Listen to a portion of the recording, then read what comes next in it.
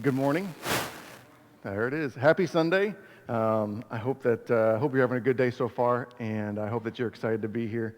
I hope you're doing well, and I hope that this morning, as we've already begun to celebrate, that continues on as we look at God's Word, as we come to Him, open our hearts before Him, and see what He wants to show us this morning.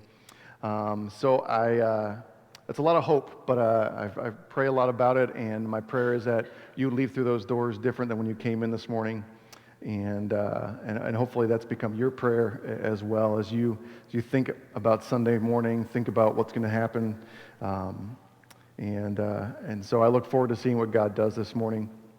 I encourage you, as Pastor Jerry has, use those communication cards. Let us know what's going on in your life, what you're thinking about, what questions you might have, prayer requests, concerns, all those things, and write them on the back of that card. Put it in the offering basket when we pass it by later on in the service, and that helps Pastor Jerry and I a lot. Understand you, what's going on, pray for you, connect with you, and interact with you. And one of the things I want to mention, we've been mentioning. But here at the end of the month, October 31st, we have our trunk or treat event, and I invite you to be a part of it in some way. Come dressed up, come not dressed up, but ready to pass out candy. Come watch us pass out candy, bring candy so that we can pass it out. There's a number of ways you can be involved. And one of the biggest ways that you can help us is through prayer.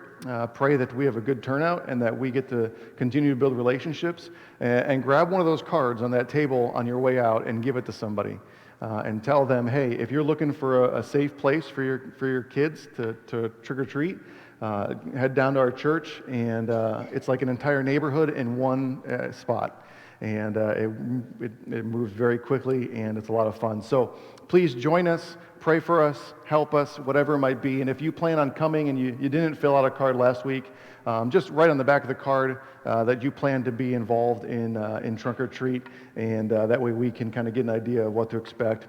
I haven't checked the weather yet. We're getting closer, so that at some point we can, but plan to be inside or outside, whichever one. We just want to be a blessing to our neighborhood and want you to be a part of it. So don't forget, it's coming up, October 31st.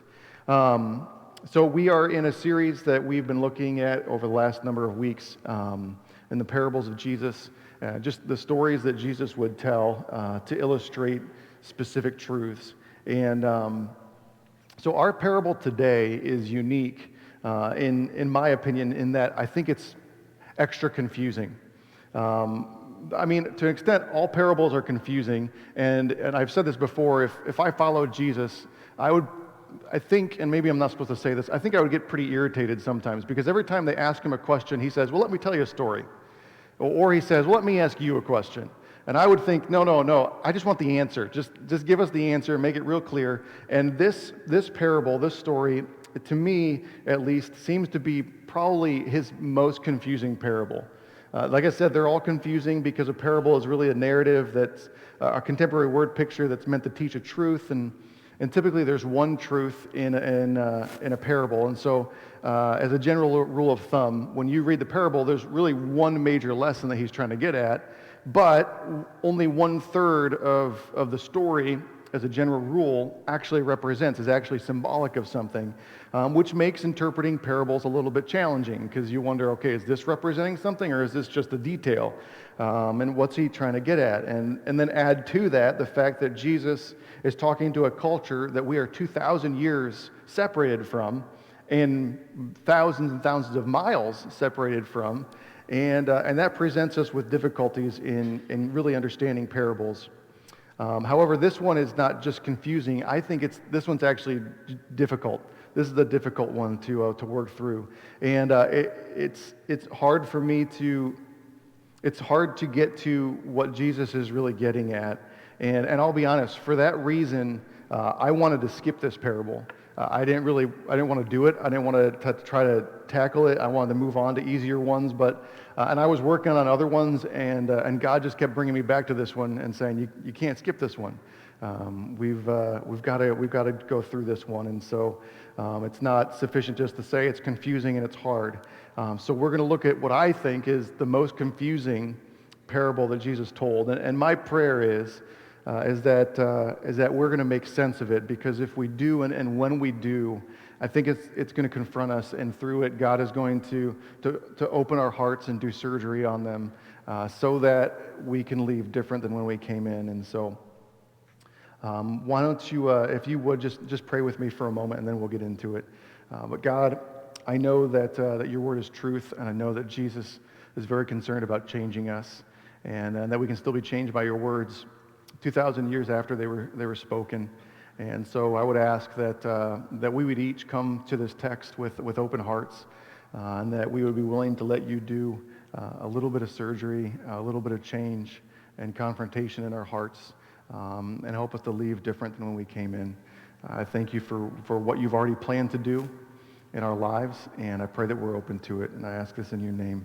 Amen. So we're going to be looking at Luke chapter 16. That's the parable that we have this morning.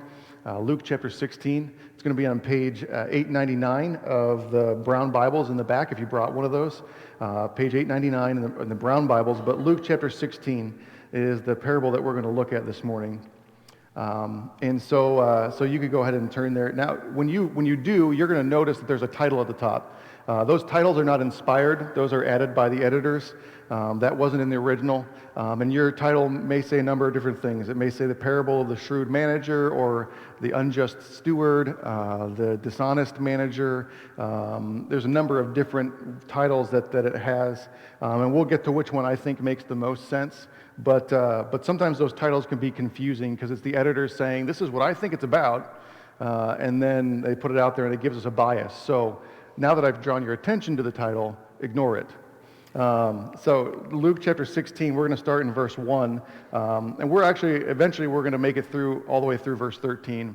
But I want you to see Luke 16:1. So Jesus told his disciples, there was a rich man whose manager was accused of wasting his possessions. And so the first thing that we need to notice in order to really get a good grasp on this is who Jesus is talking to. And Jesus, right there in verse 1, Jesus is talking to his disciples. And this is probably not just the 12. Sometimes we get that idea. There's the 12 disciples, and then there's the bigger group of disciples. Some say you want to say 120, but bigger than that even. A lot of people followed Jesus. And so Jesus is talking to his disciples, probably not just the 12, but a larger group of disciples who were committed to follow Jesus, were committed to learn from Jesus, to collect what he's teaching and make it a part of their lives. And this is interesting, because we've gotten used to, even in the last couple of weeks, we've gotten used to Jesus confronting people who don't agree with him. We looked at the parable of lost son, the lost coin, the lost sheep, and we're really used to Jesus confronting people who don't agree with him, and with people who oppose him. But this parable is meant to be instructive to people who follow Jesus.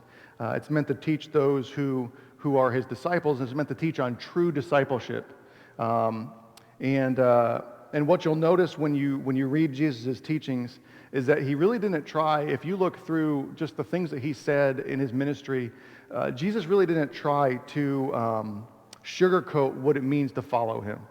And he said things like, you're going to have to be willing to lose your home. You're going to have to be willing to be uncomfortable. Your family might hate you. There's some times I can't guarantee that we're always going to have something to eat. Right? You need to be willing ultimately to lose your life if you're going to follow me. And he didn't try to sugarcoat what it meant to follow him. And in some ways, depending on your perspective on how you look at it, in some ways, it appears that Jesus teaches to discourage people from following him. That he makes it clear, like we want those who are committed. We want people who are genuine about this. And it seems like he tries to discourage those who don't have genuine hearts from following him. And I think that's what's going to happen here. I think that's what we're going to see here with this parable, is that there is an added, this is meant to discourage people from following Jesus if they don't have genuine hearts, if they're not really seeking to understand him. Because what we'll notice, and if you can look down in verse 14, we'll notice that there are some of the people listening to Jesus turn out to be Pharisees. Now, he's not confronting them. He's teaching disciples, he's teaching his followers, and some of those followers, sometimes we get the idea too that Pharisees weren't allowed to follow Jesus and listen to Jesus. It's a class of people, it's a type of people, and there are some, like you remember Nicodemus, there are some Pharisees who did want to follow Jesus, who did believe what Jesus was teaching. Paul is a perfect example, Saul, right? Although he didn't have the opportunity to follow Jesus in his lifetime. But in verse 14, you see that there are some people there who are Pharisees, and after hearing this is what it says: the Pharisees who loved money and heard all this were sneering at Jesus. And so you see it there, that there's, in some ways, Jesus teaches to discourage people from following him for the wrong reasons. And these Pharisees, when they hear this parable, they sneer at him, they criticize his teaching, and I think Jesus is okay with that. I think that's kind of okay with him. I think that's what he wants. Jesus teaches his disciples, and those who weren't genuine disciples became obvious.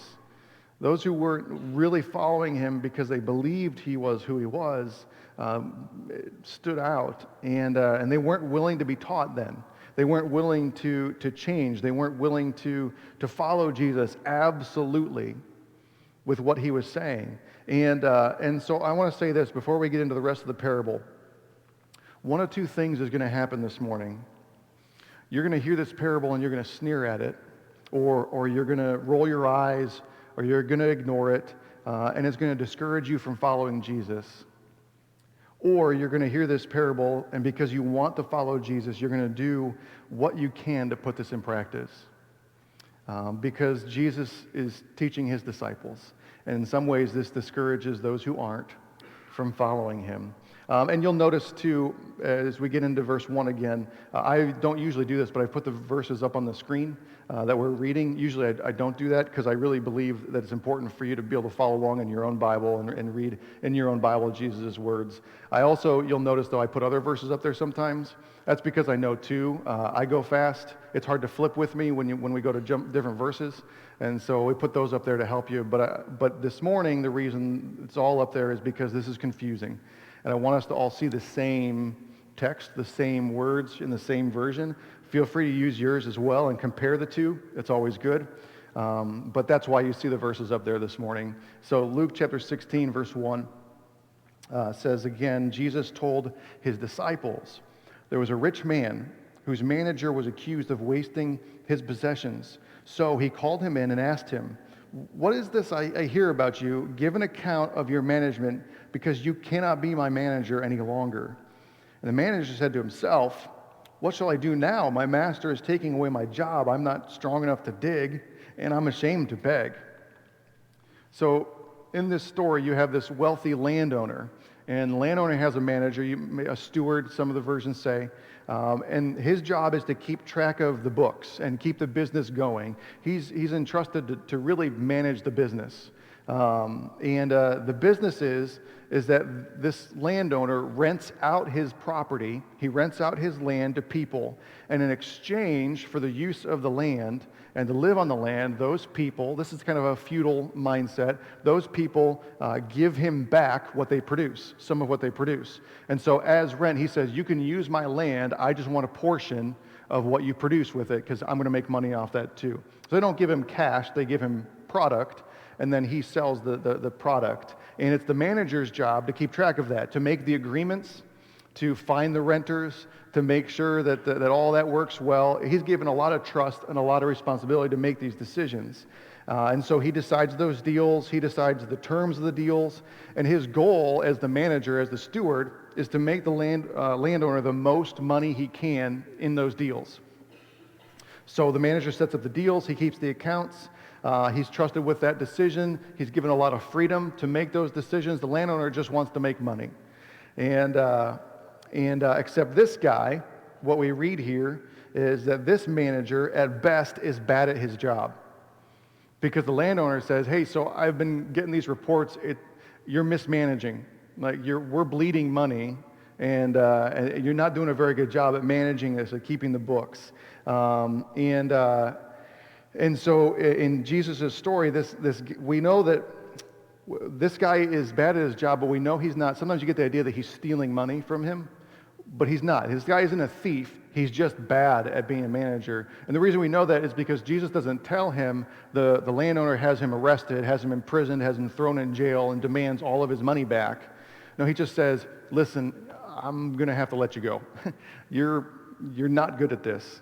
I'm going to have to let you go, and so I want you to collect the books, get everything in order, give me the records of what you've done, and we're going to need to let you go.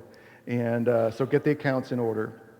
And the manager, when he hears this, has a panic attack maybe, right? He hears this and he thinks, oh man, I'm going to lose my job. And so I feel like this would be me saying the same things. Like I'm not strong enough to dig. Like I have delicate hands. I don't think this is going to work. What am I going to do, right? I'm too proud to beg. I'm not going to go around asking for money, right? So he has this. He's like, I'm not a blue collar guy. I'm a white collar guy. I don't know what I would do if I lost my job, and I'm about to lose my job. So he's trying to figure out when he hears this, hey, you're gonna have to turn in your books. He says, man, where am I gonna live? Like, how am I going to make money? What am I going to do? How am I going to put food on the table? And he kind of sees the writing on the wall, and it doesn't look good. So look at verse 4. So he says, I know what I'm going to do. I'm going to know what I'm going to do so that when I lose my job here, people will welcome me into their houses. So he called in each one of his master's debtors. He asked the first, how much do you owe my master? 900 gallons of olive oil, he replied, and the manager told him, take your bill, sit down quickly, and make it 450. Then he asked the second, and how much do you owe? 1,000 bushels of wheat, he replied, and he told him, take your bill and make it 800. So the manager comes up with this plan. He comes up with this idea to get himself set for the life after he's fired. All right, he's thinking, man, I'm not going to have this job for much longer. And so he comes up with this idea to make sure that he's got a place to live and a way to be settled after he turns in his keys, turns in his ID badge, right? It's not going to work anymore. He can't clock in. So he's got this plan. This is what's going to happen. So he sets up a meeting with each of the renters that have an agreement with the landowner.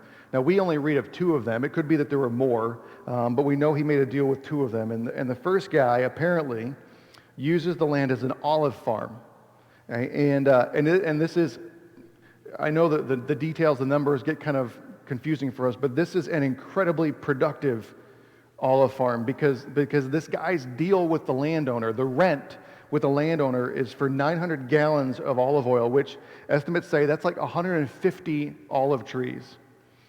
But that comes to about 2.5 years of an average person's salary back then that he's paying in rent each year. Which if this was today, if this guy's rent was today, it would be about $120,000 a year he's paying just in rent, which means he's making a lot more money than that to be able to afford to pay that much rent to this landowner. So this renter is making a lot of money. He's making a lot of money for the landowner. But the manager gives him so he comes to him and he says, all right, here's what we're going to do. You need to change how much you're renting. So he gives him the invoice. It's proof of the deal. One of the manager's job was to keep those safe. He kept every invoice safe that proved this is the 2 sides of the agreement. And so he got the official document out of wherever he kept it that was safe. He brings the original invoice to the guy, which the man renting would have written in his own hand, and the manager would have signed. And he tells him, okay, here's the proof of the deal. For the use of this land, it's going to say, I give you 900 gallons of oil. He says, take this invoice and change it. Just cross out $900 and write 450 gallons. Sorry, gallons. Write 450 gallons. Cut it in half. So he just decreased this guy's rent by $38,000. Or he increased his income per year by $38,000. Can you imagine finding out that you're going to make $38,000 more next year than what you were making this year? That's a good deal, right? And so I mean, yeah, sure. And as far as we know, these renters have no idea the landowner is not in on this, right? The manager represents him. It's always been official. He's always been the face of the company. And so they think, man, this landowner is like the most generous guy in the world. right? And so they're excited about this. The second guy is using the land to grow wheat, and he's got a lot of land. His rent is 100 acres worth of wheat. It's 1,000 bushels, 100 acres worth of wheat, which they say is about 10 years' salary for 1 year renting this land. That's what he's paying, which means he's making a lot of money. Today that's $480,000 in rent to be able to use this field. And the manager gives him the invoice and says, change it to 800 bushels. It's 1,000, change your invoice to 800 bushels, saves him $96,000 a year. That's a lot of money to come into for the next year. These are the only two, like I said, these are the only two we read about. But when the manager walks away from these meetings, however many meetings there are, even with just these two, he's fixed the accounts. He's fixed the books. And the renters are probably thinking, man, this is incredible. Can you believe our luck? Can you believe our fortune? What a generous landowner, and this is because the manager was advocating for us and saying, hey, we should decrease their rent. And so they're walking away from this meeting thinking, hey, man, we owe you one. And he's walking away from this thinking, yes, you do. You absolutely owe me one. That's exactly what he wants them thinking. Right? You do. You owe me one. And so now this is where it starts to get confusing then. So that's the setup. So we'll look at verse 8, just the beginning of verse 8 there. So the manager has to bring the books. Right? He has to bring the books to the landowner because he's going to be fired. And he says, hey, settle the accounts, turn in the books. I want to take a look at them. And when he does, look at verse 8, the master commends the dishonest manager because he had acted shrewdly. This is where it gets a little bit confusing in a story that Jesus is telling. Right? So this is not how you expect a landowner to respond. Right? You just lost me. I didn't do the math on all of it, but you just lost him well over $125,000 a year. Right? And the landowner, you don't expect him to say, hey, good job. That was, well done. This manager just fixed the books. And that much is obvious to the landowner. It's not like the landowner doesn't realize it, but it's obvious to him. But somehow the manager did it in a way that the landowner is stuck. And that's why I say it's probably that the renters think it was the landowner's idea. Right? So it's not like he can go back and be like, so I'm going to increase your rent now by the amount that he decreased your rent. He's kind of stuck. It would lose him face. It would lose his reputation if he went back to it. And so the landowner is kind of stuck, and it's going to make him look bad if he wants to go change the rent again. And so the landowner commends the manager because of his shrewdness. Now you need to notice something. He's not commended because of his dishonesty. He's not commended because he lied and for those things. He's commended because of his shrewdness. He's impressed with his shrewdness. It's the plan that the manager came up with, given a limited amount of time before he lost his job, and the plan that he executed that the landowner is saying, that was a good job. That was shrewd. In fact, the landowner looks at that plan. He looks at this execution of the plan, and he goes, "Listen, that's brilliant. That's a slow clap, because that was good. That was clever. In fact, in the King James Version, the word there is wise. He says that was wise. That was a wise thing you just did there. You really got me. That was, the landowner is like, man, you got me good on that one. And now, don't misunderstand, right? Don't misunderstand. The landowner isn't happy with the dishonesty. He's not saying, I'm proud of you, right? He's commending this manager for his planning and his dedication and his execution in making sure that he had a home and food and was set up for a future for his life after his job. And it's kind of hard for us to get that. And for me, the best way I can kind of wrap my mind around it is listen, I don't appreciate country music, but I can appreciate that they're good at what they're doing, right? And so I can say, like, I'm not a fan, I just not into it, but I can tell that takes skill, right? Same thing with rap music. That's not my scene, and I don't necessarily get all of it, but I can tell they're good at what they're doing, for the most part, not all of them, but most of them, a lot of them, they're good at what they're doing, and so that's kind of where I'm thinking he's coming from. Like, I don't like it. I don't like what just happened, but man, brilliant plan, because you got me and you got yourself set up for the future. So good for you, man. That was well done. And so like I said, if that logic's hard for you to follow, I hope we give you a good idea about what this landowner's thinking, but it's going to get a little more confusing now. So look at verse 8 again. So again, the master commended the dishonest manager because he had acted shrewdly with foresight, with thinking and execution. For the people of this world are more shrewd in dealing with their own kind than are the people of the light. Verse 9, I tell you, use worldly wealth to gain friends for yourselves, so that when it is gone, you will be welcomed into eternal dwellings. Look at those verses again. People of this world are more shrewd in dealing with their own kind than are the people of the light. I tell you, use worldly wealth to gain friends for yourselves, so that when it's gone, you'll be welcomed into eternal dwellings. So this is where it gets more confusing, because the first half, up to the first half of verse 8, is the story.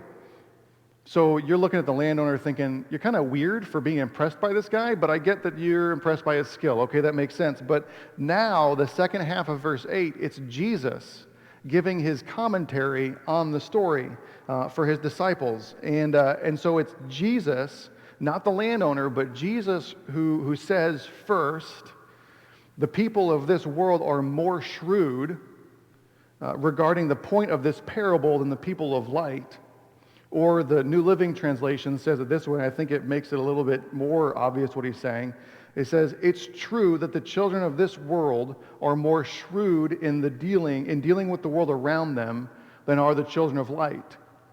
The children of this world are more shrewd in dealing with the world around them than are the children of light. It's a little confusing, right? So you're saying that the people like this dishonest manager are better at life right now than Christians in the world, than people of the light. And then, though, he says, and this is probably even more confusing in verse 9, he says, use worldly wealth to gain friends for yourselves. Use worldly wealth to gain friends for yourselves. And this is one of those things where you're looking at your version, and there's different ways they say this phrase, worldly wealth. In other versions, it's like the King James Version, it calls it the mammon of unrighteousness. That's not something we toss around a lot these days, the word mammon, but it's the mammon of unrighteousness. In others, it's unrighteous wealth or worldly resources. The New International Version says it's worldly wealth. And that's really the sense of this parable, is that it's worldly wealth. There's nothing holy, there's nothing eternal about it. It's what makes you wealthy here on earth. And Jesus tells his disciples, use that to make friends. Does that sound like Jesus? At face value, does it sound like Jesus to say, hey, use your money, buy yourself some friends? Actually, buy yourself some friends that are going to be in heaven, so you get a good welcome when you're there. It doesn't sound like Jesus, but it is Jesus.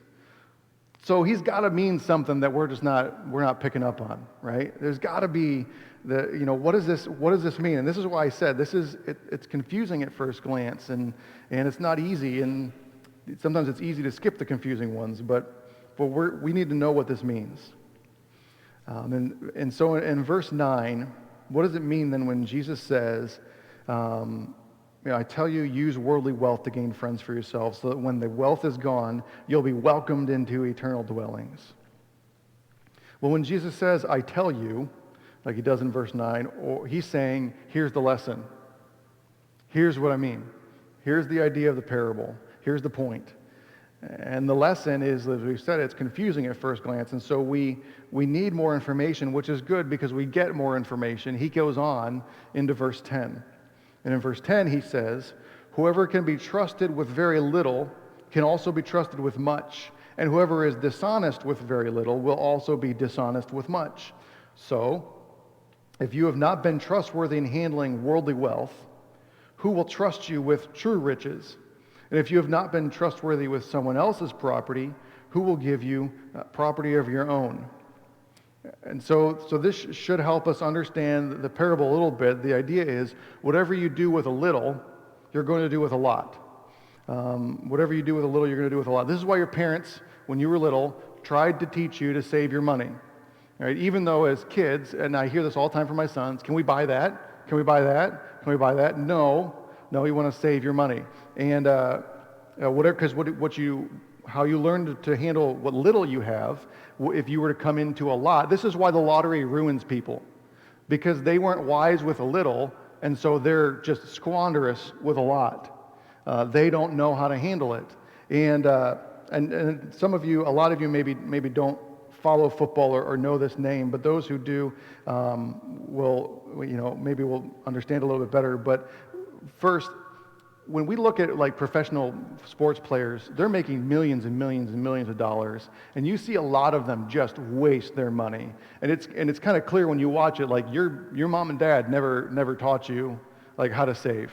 Like you didn't handle a little bit very well, and you're just wasting a ton. But it may come as a surprise to you when Gronkowski from the Patriots, he's a tight end for the Patriots, pretty famous guy. You love to hate him.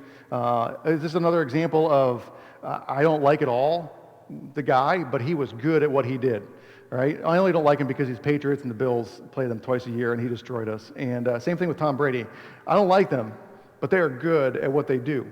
Right? Well, Gronkowski, when he retired with $54 million in savings. He didn't spend a penny of what he earned as a football player. And it all goes back to his parents teaching him how to handle money wisely. And so he lived off of something much smaller, a different income, so that he could save every single penny of his salary, which you hear about that guy and you think, that guy did that. Yeah. Because what you learn to do with a little, you're going to do with a lot. The way you're responsible with a little, you're going to be responsible or irresponsible with a lot. And so let's kind of think through our parable again. So this parable is about a man who suddenly got a glimpse of the future. He got a glimpse of what is in store for him. And even though, so he has the opportunity, though, to do something about it. He's got time. He knows what the future holds. He's going to lose his job, but he has the opportunity to do something about it. And what's shrewd of him, or wise, as the KJV even says, is that even though he went about it dishonestly, what's shrewd of him and clever is that he made a plan. He leveraged his resources knowing what was coming. He began to prepare and get ready for that inevitable moment when he was out of a job, doesn't want to dig, doesn't want to beg, and so he made a plan. He saw the future, he knew what was coming, he had the opportunity, so he prepared for that moment. And his boss says, that was actually wise. I don't like how you did it, but that was smart. And Jesus says, I wish my followers would live with that same shrewdness. I wish my followers, the people of light, would live like they know what the future holds, like there is a day of reckoning coming, and make plans and live and use their resources accordingly, like they know what's coming in the future, knowing that they're going to stand in front of God and settle accounts, give an account. What did you do with your resources? Knowing that the future is going to come, knowing that the day of reckoning is going to come. What did you do with your resources? What did you do with what you had? What plan did you make to take full advantage of that? They're going to give an account, and they're going to show God the books of how they managed everything that God entrusted them with. And Jesus says, I wish my followers were that shrewd so as to see the future that they believe in and make a plan and not just act like they have no idea what's coming. That when the day actually comes, that we know and we believe, if we follow Jesus, we know and believe that day is coming. And not, Jesus says, I don't want them to act like, what in the world just happened? I want them to be shrewd enough to see what the future holds and make a plan and use the resources that I've given them towards the future. And we know this about other things. If you know, you plan. I lived in South Carolina for a year and a half, which was a year and a half too long. And one of the things that we get so used to lake effect snow and all the snow that we get, and obviously it's a big joke because down there they don't have any idea what to do with the snow. I remember one day I went to work and they called for snow. They called for snow the night before. I got up, and I was thinking, oh, this is going to be awesome. I'm going to wake up and there's going to be snow in South Carolina. I woke up, there was no snow. I drove on an empty highway to get to work because everybody else was in their house scared out of their minds that there was going to be snow that day. Literally, 4-lane highway. There was like 3 other cars with me, and we probably all were from Buffalo or New York or somewhere like that because we knew how to, right, what to expect. But if you were to go to the grocery store that morning, all the eggs, milk, and toast are gone. Like, bread is gone.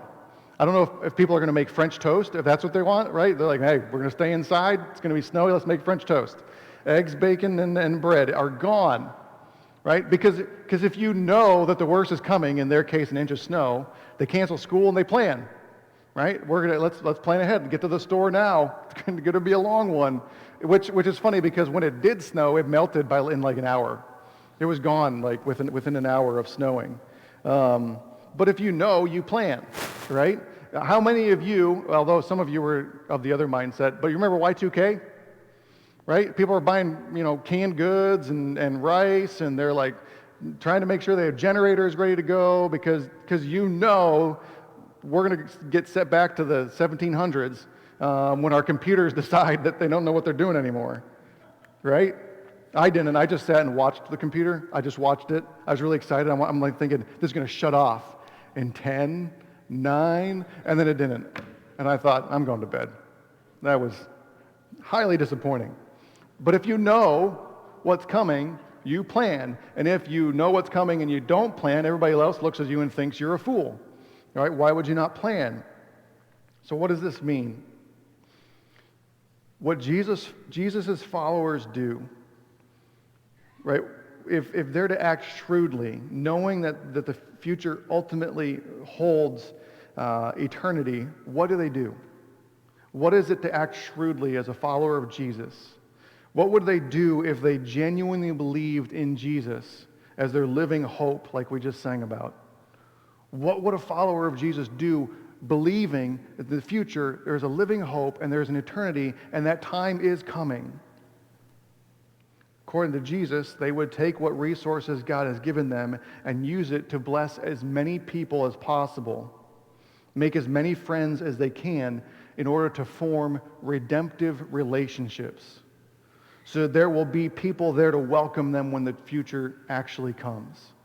He says, listen, you have the opportunity now to use worldly wealth. It's going to disappear anyway. It's going to be gone. You could make relationships.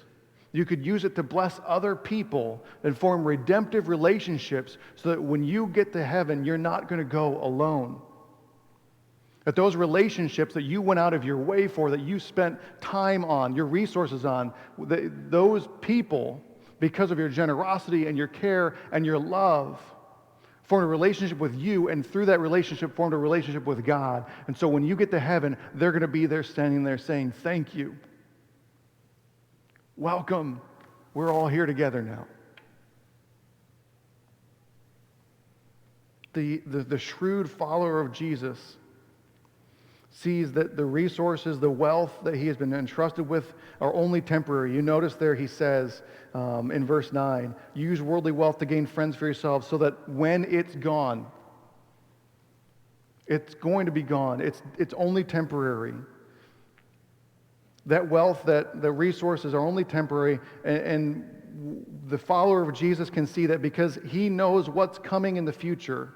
And the plan is to make the most of it now by investing in the one thing that will last, people's souls. So you invest your resources now to be set for the future, and invest in the one thing that actually lasts, the one thing that's actually significant is other people's souls. He's not saying buy friends. He's not saying buy yourself friends and that you can buy your way into heaven, you can buy their way into heaven, just throw money at them.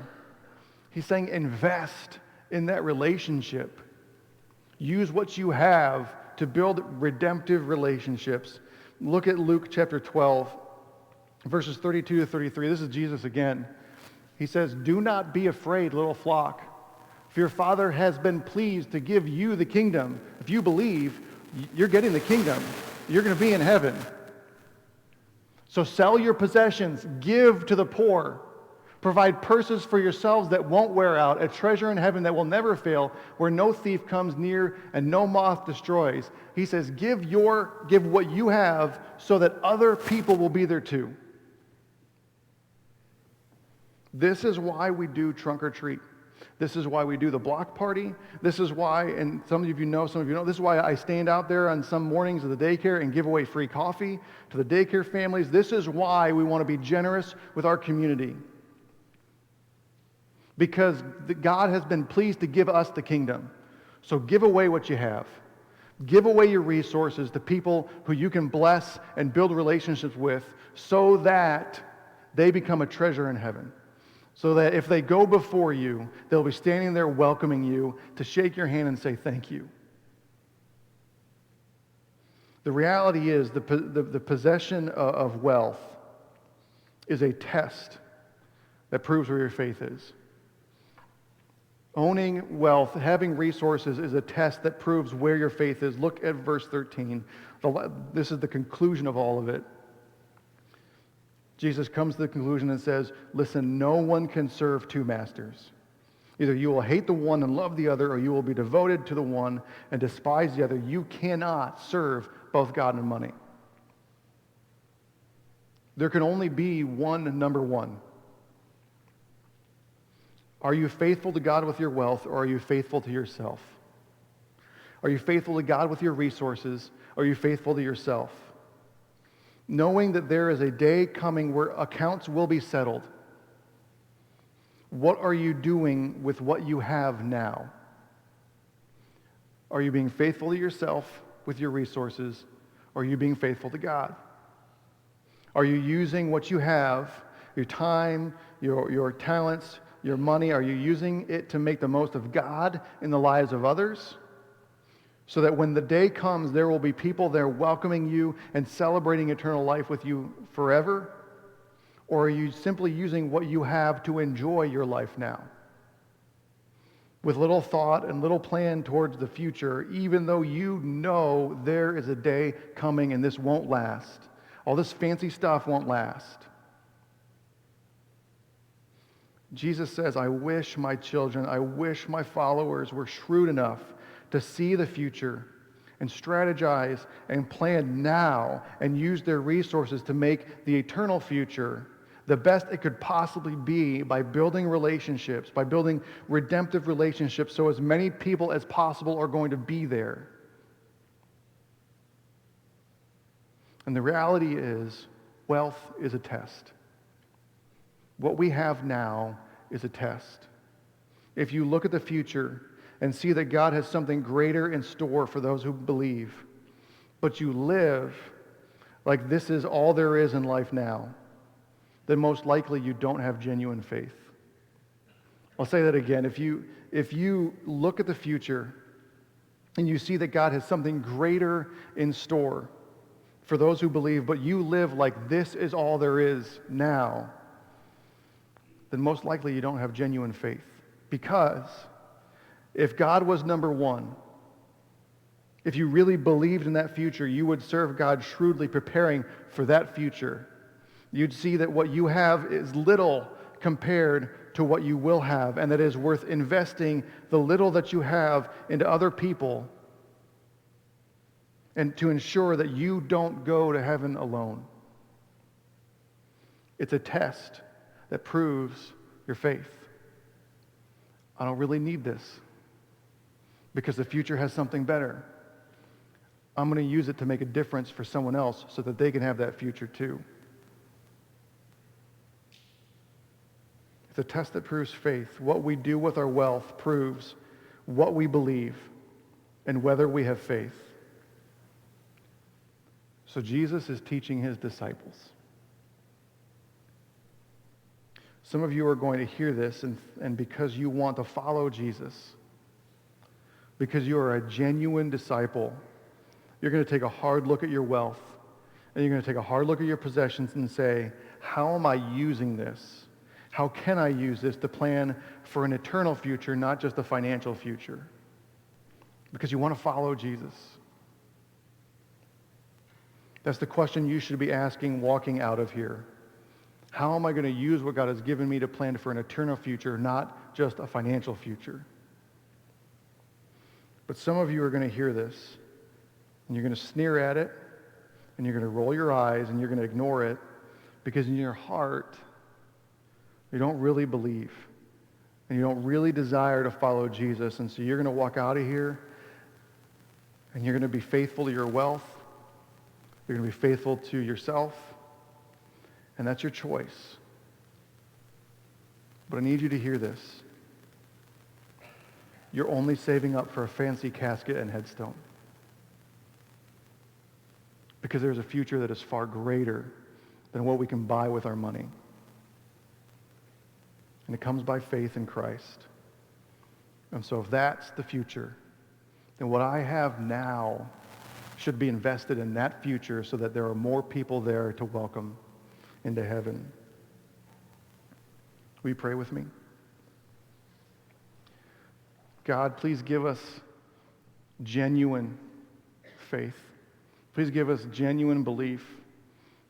And help those of us who desperately want to follow you, who want to honor you and stay true to what Jesus taught because we love him, we believe in him, we know that he is who he said he was. Please help us to leave through those doors and evaluate, am I investing in a financial future or am I investing in an eternal future? Help us see our lives for what it really is. Help us see the test that money is, and help us to pass the test. God, if there's anyone in here, though, that is really looking out for number one, and they see that life is really about themselves, and that's how they live, and they're not even sure necessarily that they believe that there is a future in eternity for them. I pray that you impress on their hearts the reality that they are saving up for just a fancy funeral. But there is so much more that could be there to come if they place their faith in you. God, move us, move our hearts, and move us to action. And I pray this in your name. Amen.